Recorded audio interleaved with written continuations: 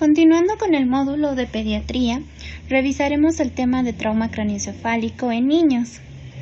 Para ello podemos definir el trauma craneoencefálico como cualquier alteración física o funcional producida por fuerzas mecánicas que actúan sobre el encéfalo o sobre alguna de sus cubiertas, las meninges.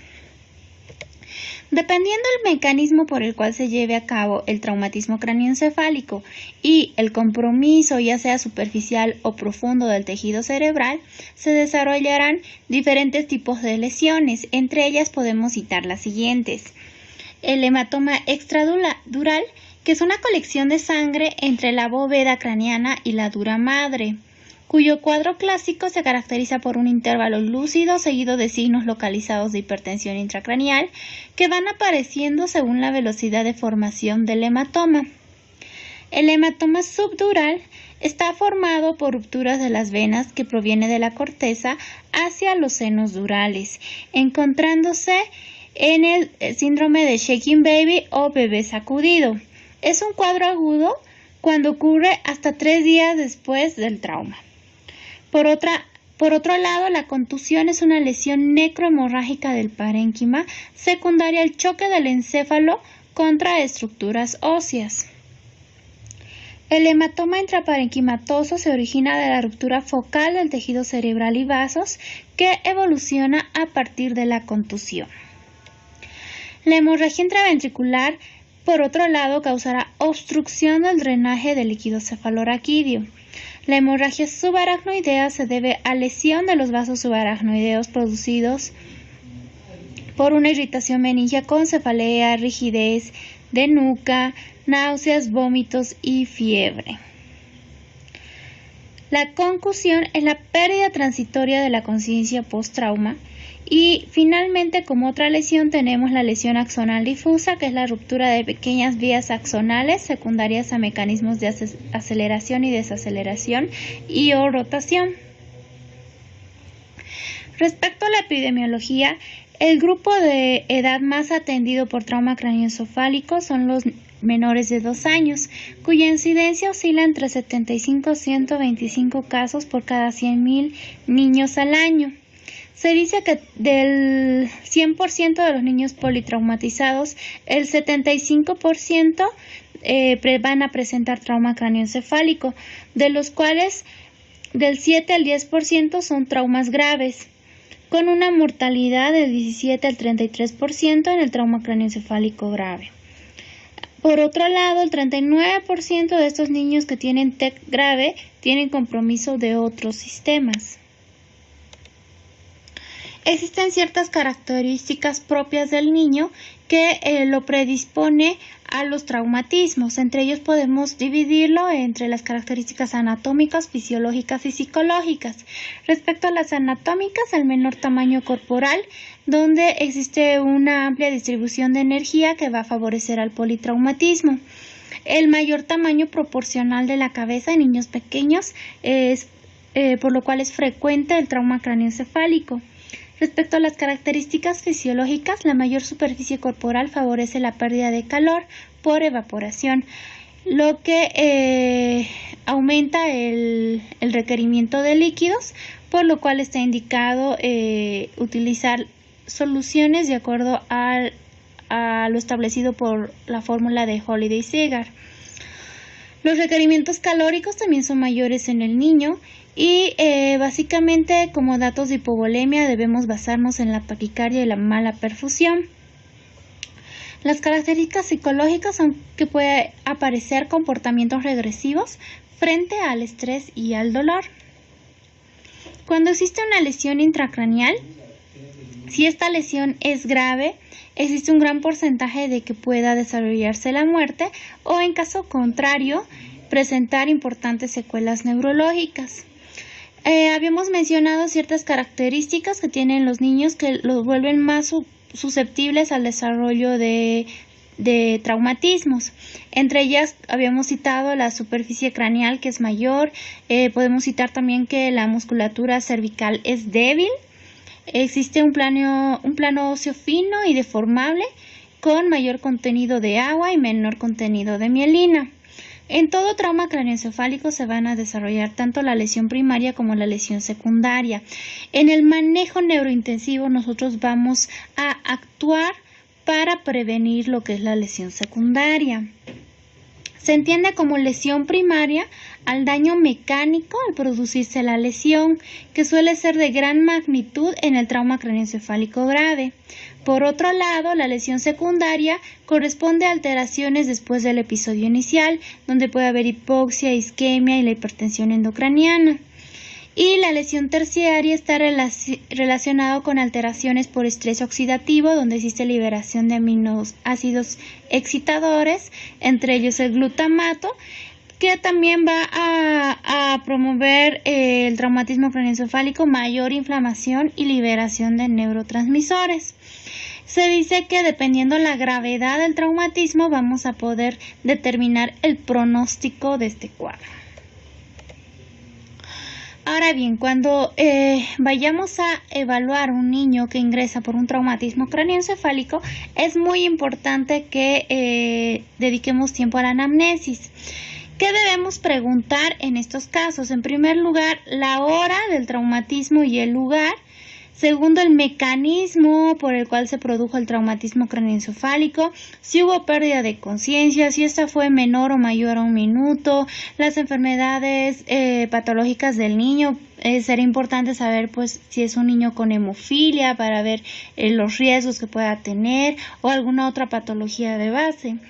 Y también es importante los síntomas que desarrollan en el momento del trauma o postrauma, como ser vómitos, deterioro neurológico y la presencia de convulsiones. Ahora bien, una vez hecha la anamnesis, si es que el niño se lo ve relativamente estable, es decir, que de acuerdo al PALS hay un adecuado color, está consciente el niño y respira adecuadamente, podremos hacer la evaluación por sistemas. Ya sea la vía aérea, que corresponde a la letra A, la ventilación, letra B, C, que es circulación, D, el déficit neurológico. Entonces empezaremos con la vía aérea permeable, veremos si el niño está consciente o inconsciente, si mantiene la vía aérea permeable o no. Si es que no la mantuviera permeable, pues podemos basarnos en ciertas estrategias, como son la maniobra de elevación del mentón y extensión de la cabeza. Si sospechamos de que puede haber una lesión medular, pues haremos tracción mandibular. Si el niño está inconsciente, podremos colocar inclusive una cánula orofaringea. Una vez que ya logramos permeabilizar la vía aérea, nos pasaremos a la ventilación. No nos olvidemos que todo traumatismo craneoencefálico grave es indicación absoluta la intubación, ¿no? Entonces, una vez asegurada la vía aérea, vamos a pasar a la ventilación. Si es que el niño mantiene la vía aérea permeable, le administraremos oxígeno por mascarilla reservorio para mantener saturaciones por encima del 95%. Auscultaremos que no haya sobreagregados, o se descartará también sospecha de alguna lesión que haya podido producir neumotórax. Entonces es muy importante la auscultación pulmonar. Respecto a la letra C, circulación, pues evaluaremos la frecuencia cardíaca, la tensión arterial, el llenado capilar, la uresis, la presencia de los pulsos, cómo están. Entonces todo esto junto con la tensión arterial pues es fundamental para valorar si el niño puede estar en un choque hipovolémico por alguna hemorragia. Luego nos pasaremos a la letra D, que es para valorar si existe algún déficit neurológico. Entre ellos es muy importante valorar la escala de Glasgow, porque esta nos va a permitir clasificar el traumatismo craneoencefálico de acuerdo a su gravedad, si es leve, moderado o grave. Es leve cuando el Glasgow se encuentra entre 13, 14, 15, moderado de 9 a 12 y grave menor o igual a 8. La escala de Glasgow va a valorar 3 variables: la apertura ocular, la respuesta verbal y la respuesta motora. Esta puede tener algunas modificaciones dependiendo el grupo etario que vayamos a evaluar. También es muy importante la evaluación de las pupilas para ver la simetría y la respuesta a la luz. Acá tenemos el cuadro de la escala de Glasgow de acuerdo a la edad y podemos detallar lo siguiente. Como habíamos mencionado, va a valorar la apertura ocular, la respuesta motora y la respuesta verbal. El puntaje mínimo es de 3 puntos y el máximo es de 15 puntos. Una valoración de 15 sobre 15 pues nos está diciendo que el niño realmente mantiene la conciencia. Entonces, en la apertura ocular en mayores de 1 año, un puntaje de 4 nos hablará de que pues el niño tiene una apertura ocular espontánea. Un puntaje de 3 en mayores de 1 año significa que existe respuesta a órdenes, y en menores de 1 año cuando hay respuesta a la voz. El puntaje de 2 corresponde a que hay respuesta en presencia de dolor, y un puntaje de 1 cuando no hay respuesta. Respecto a la respuesta motora, en mayores de 1 año, el puntaje de 6 corresponde a que obedece órdenes, en menores de 1 año en que presenta movimientos espontáneos. Un puntaje de 5 en mayores de 1 año significa que localiza el dolor, en menores de 1 año que retira el contacto. Un puntaje de 4 en mayores de 1 año, en mayores y menores de 1 año significa que retira el dolor. Un puntaje de 3 significa que flexiona el dolor. Un puntaje de 2 que extiende el dolor, y un puntaje de 1 que no existe respuesta.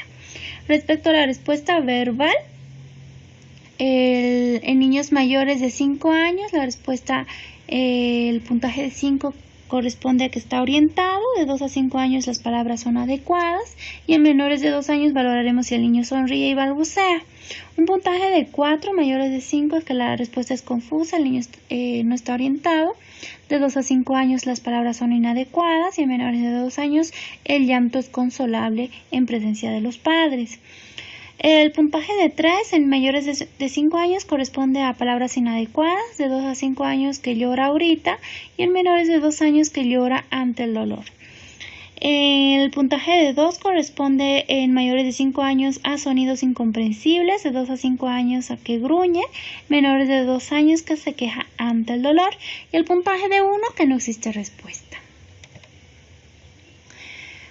En el momento de la exploración deberemos valorar el nivel de conciencia, como habíamos visto, a través de la escala de Glasgow, que nos va a hablar también de la función cerebral.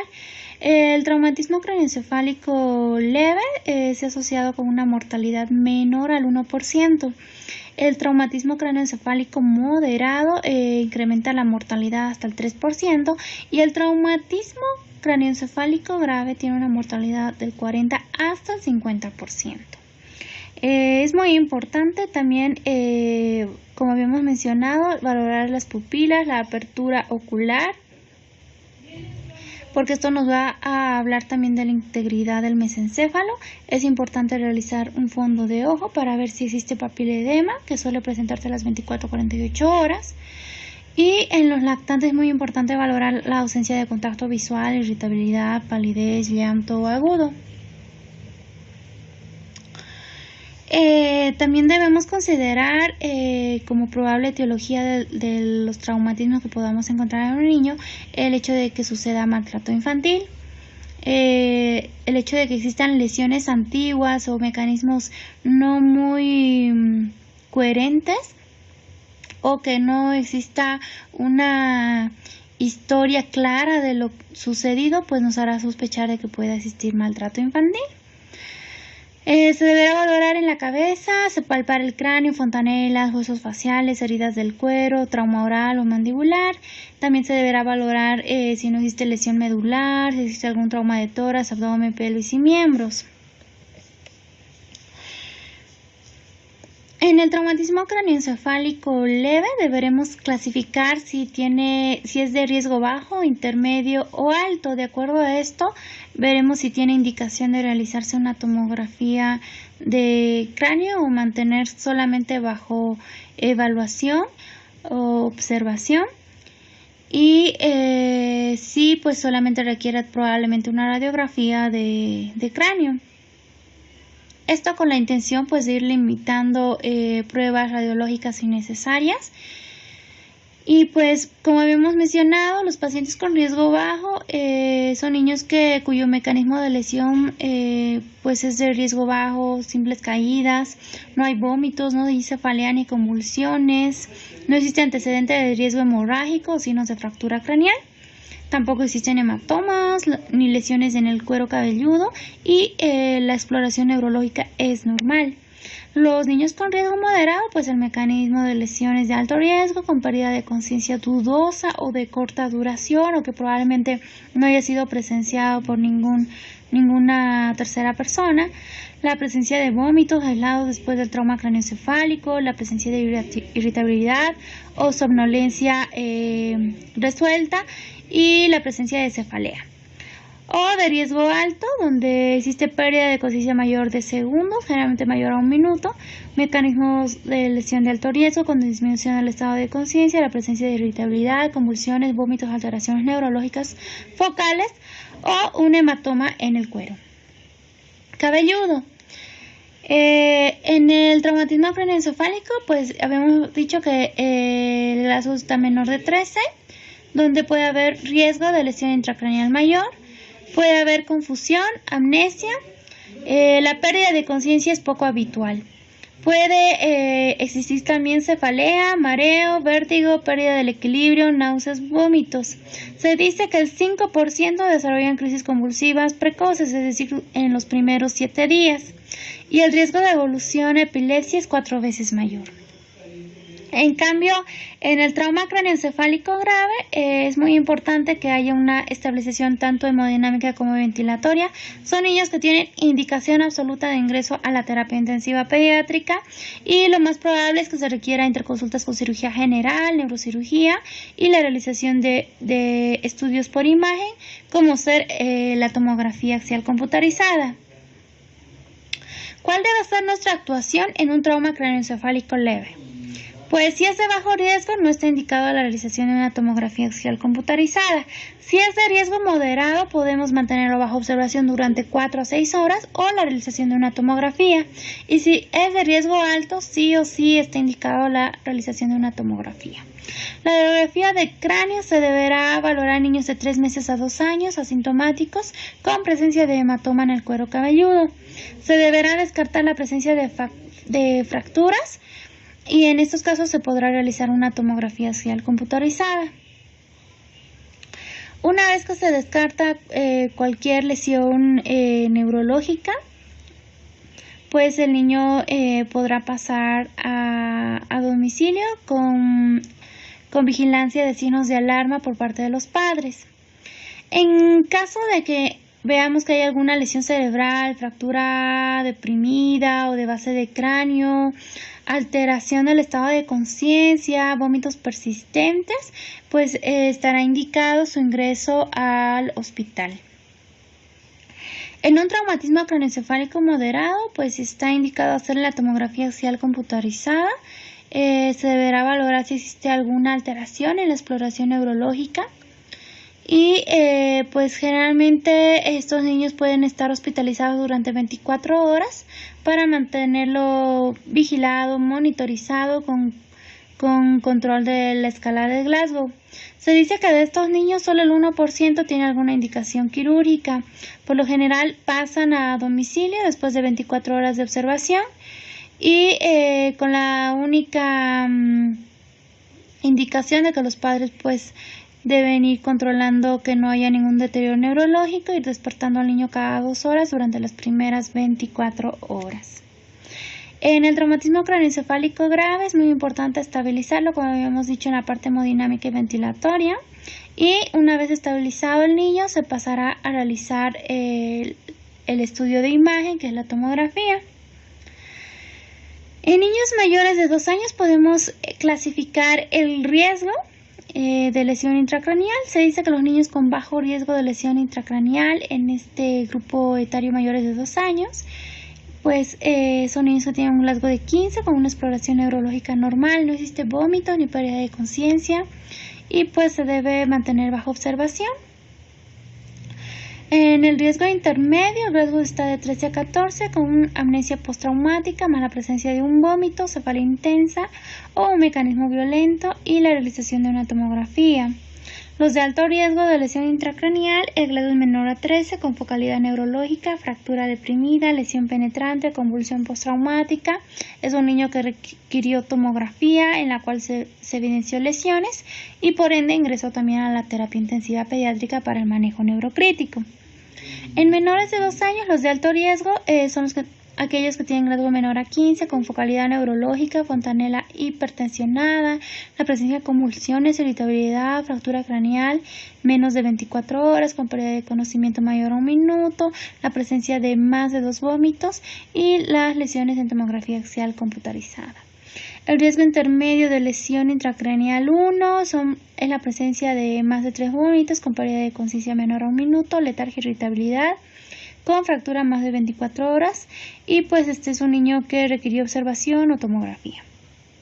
En riesgo intermedio de lesión intracraneal tipo 2 es un mecanismo de alta energía con sospecha de fractura por cefalohematoma. Se le realizó una radiografía y observación mínimo de 6 horas. Y los de bajo riesgo son aquellos con mecanismo de baja energía. Se encuentran asintomáticos con exploración física y neurológica normales.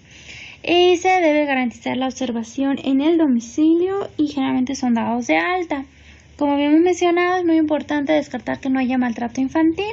Debemos sospechar en aquellos casos donde existe incongruencia entre las lesiones y la historia, existe una demora no justificada de la asistencia médica, lesiones geométricas o en estado evolutivo, otro tipo de fracturas o una conducta poco habitual por el niño. Para el diagnóstico nos ayudará pues los estudios de imagen, entre ellos la radiografía, que generalmente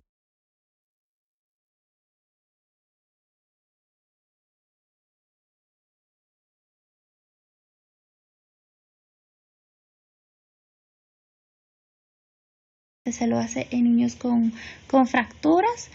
Se debe considerar también que puede existir lesión intracraneal sin la presencia de fractura. Y la mayoría de las fracturas craneales también no se asocian a un daño cerebral subyacente. El ultrasonido se puede utilizar en niños que tienen las fontanelas abiertas para evaluar la presencia de lesiones intracraneales de gran tamaño, hemorragias. También se podrá optar por la resonancia magnética en aquellos niños donde sospechamos de lesión medular. También son útiles cuando existe una lesión axonal difusa. Esta es la clasificación de las lesiones por trauma craneoencefálico de acuerdo a la tomografía axial computarizada. Es la clasificación conocida por Marshall, donde la lesión difusa tipo 1 por lo general corresponde a una lesión que se presenta con una frecuencia de 2.1% y la tomografía es normal, generalmente tiene una buena evolución. La lesión difusa tipo 2 corresponde al 27.2% de las lesiones. Existen pequeñas lesiones con línea media centrada y cisternas visibles. Y la hipertensión intracraniana suele presentarse en un 28.6%. Pues se dice que por lo general existe buena respuesta al manejo neurocrítico. La lesión difusa tipo 3 corresponde al 20.2%, donde existe ya ausencia de las cisternas de la base y generalmente se acompaña a datos de hipertensión endocraniana. Los resultados pues suelen ser ambiguos en la evolución, es muy variable. La lesión difusa tipo 4 se caracteriza por un edema unilateral, donde existe desviación de la línea media de 20 milímetros. Por lo general el 100% desarrolla hipertensión endocraniana y la respuesta no es favorable.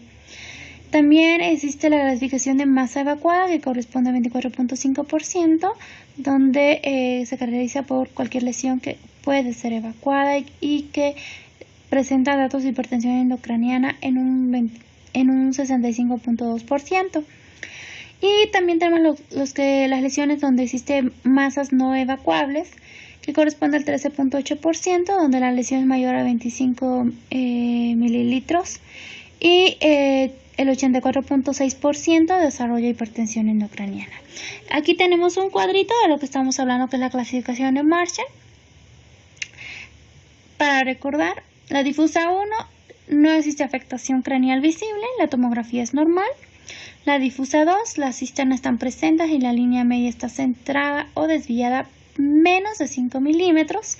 Sí puede haber lesiones hiperdensas o mixtas, pero menor de 25 mililitros. Puede haber cuerpos extraños o fragmentos óseos.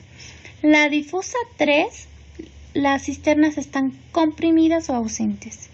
Y tiene la misma característica de la difusa 2 en relación a la línea media, la cual se encuentra desplazada menos de 5 milímetros. Sí puede haber lesiones hiperdensas menores de 25 mililitros. Y la difusa 4, existe desplazamiento de la línea media mayor a 5 milímetros sin lesiones focales hiperdensas mayores de 25 mililitros. Lo que habíamos mencionado, la focal evacuada, que son lesiones que pueden ser evacuadas quirúrgicamente, y las no evacuadas, que suelen ser mayor a 25 mililitros.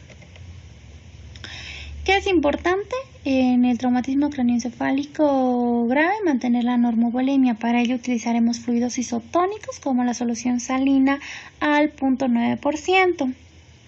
Si no existe una respuesta favorable, pues tendremos que usar vasopresores, entre ellos la norepinefrina. Y pues también deberemos optimizar la disponibilidad de oxígeno. Para ello necesitamos una adecuada hemoglobina, por lo general mayor a 9 gramos decilitro. Las soluciones de mantenimiento se basarán básicamente en soluciones isotónicas, y se podrá añadir un aporte de potasio de acuerdo a los requerimientos basales del niño. En lactantes se deberá asegurar una adecuada tasa de infusión de glucosa. Son niños que por lo general están intubados, están con ventilación mecánica, ya sea controlada por presión o por volumen, en los cuales se deberá optimizar una adecuada oxemia, y también el valor del dióxido de carbono, de la presión arterial de dióxido de carbono, se deberá mantener normal, es decir, entre 35 y 45. Las oxemias se mantendrán entre 98 y 100, saturando mayor al 95%. Se debe evitar la hiperventilación, y la hiperventilación no es más que una CO2 arterial menor a 35. Esto porque produce vasoconstricción cerebral, lo que puede llevar a isquemia cerebral. La cabeza deberá estar en posición neutra, elevada a 30 grados, esto para evitar la compresión de las venas yugulares y mejorar el retorno venoso. Se deberá iniciar analgesia y sedación, puede ser remifentanil, fentanil, morfina y como sedante midazolam. El tratamiento anticonvulsivo está indicado también en aquellos donde presentan crisis convulsivas precoces, es decir, durante los primeros 7 días, y por lo general se utiliza la fenitoína. Se deberá evitar la fiebre y alteraciones metabólicas para limitar lo que es la lesión secundaria y evitar mayor daño cerebral. Se debe evitar la hipohiperglucemia, la hiponatremia, la hipertermia, porque todo esto incrementa la lesión cerebral secundaria. La nutrición es muy importante, por lo tanto se deberá asegurar ya sea por vía enteral o parenteral. Está indicado también los agentes osmóticos con solución salina hipertónica en aquellos casos donde existe edema cerebral, a una dosis de 5 a 10 mililitros por kilogramo peso, o se podrá usar en infusión a 1 mililitro kilogramo hora. El manitol se utilizará en una dosis de 0.25 gramo kilo, en aquellos casos donde no exista sangrados. El mannitol permite disminuir la presión intracraneana y mejorar la diuresis, por ende se deberá asegurar una adecuada administración de líquidos en base a, como habíamos mencionado, solución salina al 0.9%. La hipotermia es una medida de segunda elección. Generalmente se utiliza una hipotermia moderada de 32 a 33 grados, pero pues no hay consenso en la recomendación de esta técnica. La hiperventilación intensa se realizará en aquellos casos donde se sospeche de una herniación y pues siempre se deberá monitorizar la saturación de oxígeno en el golfo de la yugular. Está indicado también la craniectomía descompresiva frontotemporoparietal unilateral en aquellos casos donde no exista respuesta al manejo médico. Se podrá hacer también una craniectomía bifrontal bilateral para el edema bilateral. Las craniectomías pequeñas pueden producir mayor riesgo de producir isquemia debido a que pueda producirse una herniación de este sitio donde el cerebro protruye por el defecto óseo. Ahora bien, ciertas consideraciones de acuerdo a la ABCD de un traumatismo craneoencefálico grave. Como habíamos mencionado, la vía aérea, que corresponde a la letra A, debemos asegurar que ésta se encuentra permeable, asegurando una adecuada ventilación espontánea, si es que el paciente mantiene el automatismo, si es que no se trata de un traumatismo craneoencefálico grave. Esto se asegurará con una mascarilla con reservorio, con válvula de no reinhalación.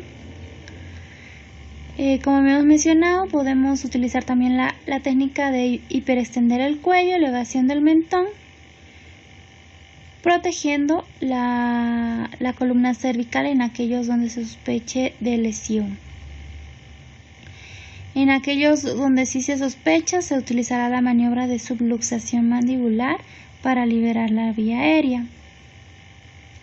Y pues como hemos mencionado, todo niño con traumatismo craneoencefálico grave está indicado la intubación por medio de la técnica de secuencia rápida. Entonces, es muy importante que en el momento de que se vaya a hacer la evaluación, descartemos si el niño tiene datos de hipertensión endocraniana, si existe hipertensión arterial. Si existe hipertensión arterial, podemos usar como sedante el tiopental. Pero si por ejemplo, está hipotenso, primero debemos basarnos en la reanimación hídrica, considerar el estado de choque y administrar cristaloides a 20 mililitros kilogramo. Si el paciente ya se encuentra normotenso, pues continuaremos asegurando la vía aérea. Para ello utilizaremos como sedante el midazolam, podemos utilizar asociado a lidocaína y el tiopental. La técnica que vayamos a usar en el manejo de la ventilación, pues tiene que ser aquella modalidad en la cual pues el que vaya a manejar tenga mayor experiencia. Por ende puede ser una ventilación controlada por presión o por volumen. La presión debe ser lo suficiente para mover el tórax adecuadamente. Por lo general los valores iniciales oscilan entre una presión inspiratoria de 15 a 20 centímetros de agua.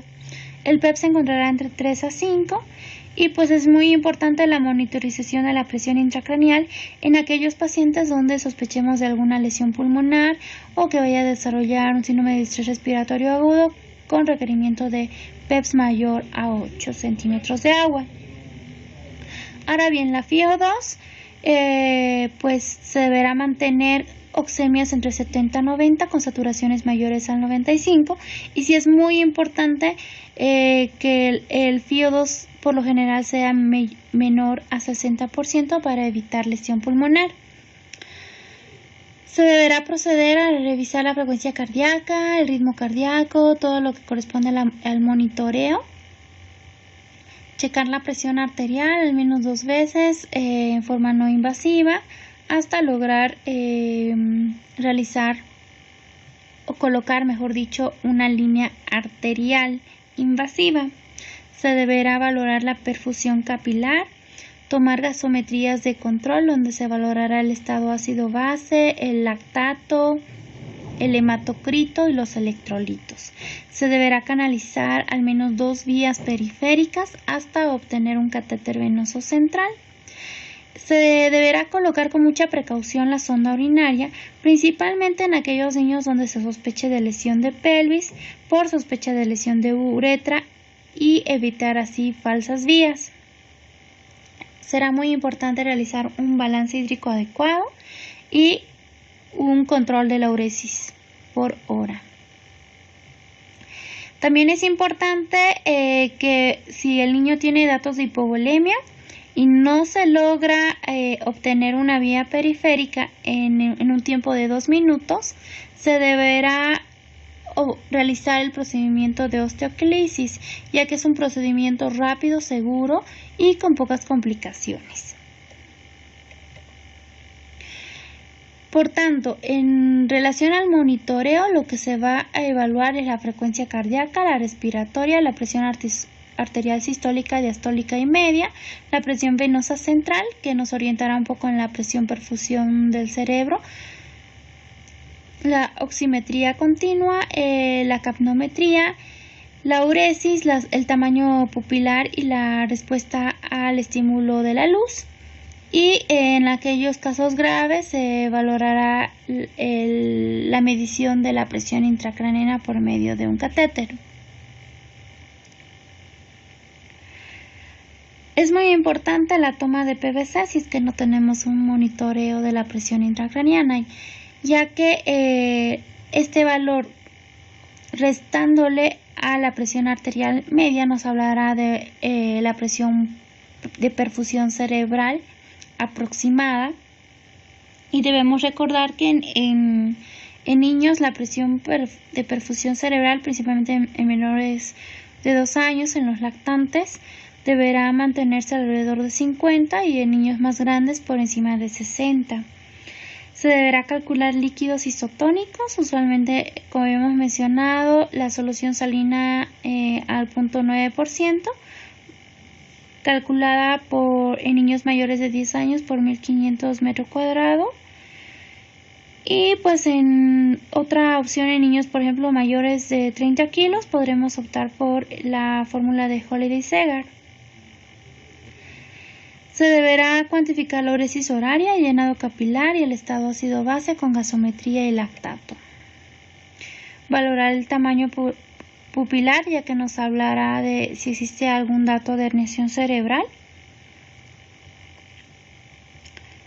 Y veremos también la respuesta a estímulos dolorosos. Deberemos valorar la presencia de extensión o flexión anormal, que nos hablará de descerebración o de corticación respectivamente. Los cambios pupilares generalmente son tardíos a la presencia de hipertensión intracraniana, por lo que no debe de esperarse para ofrecer manejo. Todo paciente con traumatismo craneoencefálico grave y que no cuente con sensor de presión intracraneal, será preferible asegurar la vía aérea por medio de la intubación, iniciar todo el manejo neurointensivo que habíamos mencionado y posteriormente determinar la necesidad de días de ventilación y otro tipo de medidas terapéuticas.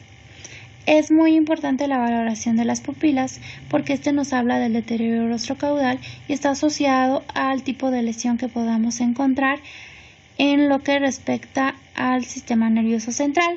Por ejemplo, pupilas mióticas nos hablará de que pueda existir lesión a nivel del diencéfalo.